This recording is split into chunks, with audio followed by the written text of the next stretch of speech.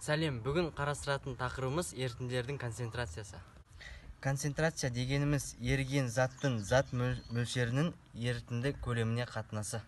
Мысалға, 1 м немесе 1 моль бөлінген литр дегеніміз 1 литр ерітіндіде 1 моль еріген зат бар деген сөз. Егер есепте көлемнің өлшем бірлігі миллилитрмен берілетін болса, біз оны қысқарту мақсатында литрға айландырамыз. Мысалы ретінде есеп шығарып көрейік. Натрий гидроксидінің 2 м ерітіндісі, ерітінді жалпы көлемі 500 мл, ал бізге анықтау керек еріген заттың массасын. Алдымен 500 мл-ді 0,5 литрға ауыстырамыз. Формула бойынша зат мөлшерді анықтау үшін 2 м-ді көбейтеміз 0,5 литрға, шығады 1 моль.